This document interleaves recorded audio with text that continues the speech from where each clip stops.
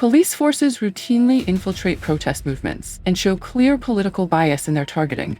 But when it comes to the claim that law enforcement systematically incites extremist violence to frame political groups, the empirical evidence falls short. This briefing separates the verified history of covert police operations from the theory that agents provocateurs orchestrate riots, specifically those involving far-right groups, to serve government public relations. Confusing political opportunism with top-down orchestration prevents accurate policy analysis. It distracts from holding agencies accountable for documented, actual abuses of covert power.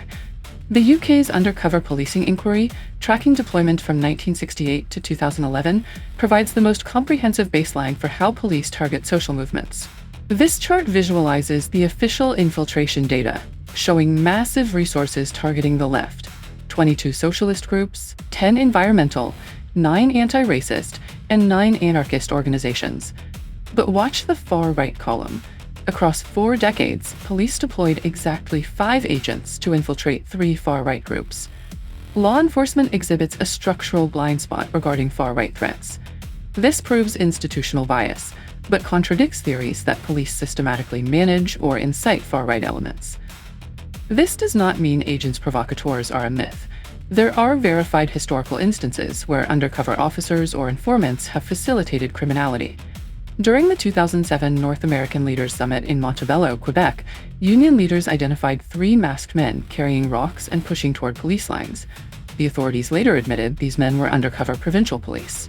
In scenarios like Montebello, officials consistently deny intentional incitement, claiming their officers embed strictly to gather intelligence or identify violent militants. While tactical entrapment and provocation undeniably occur, these are isolated operational failures.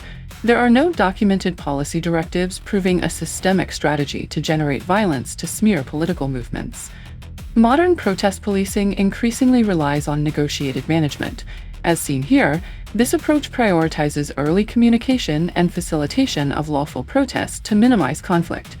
This flowchart maps the primary finding of contemporary crowd psychology. When police apply indiscriminate tactics, peaceful participants form an oppositional identity. This triggers escalated violence, which ultimately destroys police legitimacy. Because riots demand high resource deployments and risk extreme public backlash, any strategic encouragement of violent elements directly sabotages a police department's primary institutional objectives. Politicians and media networks routinely exploit violent incidents at protests, weaponizing the footage to delegitimize entire movements or justify restrictive public order laws. This matrix summarizes the available evidence. Structural bias and excessive surveillance are proven.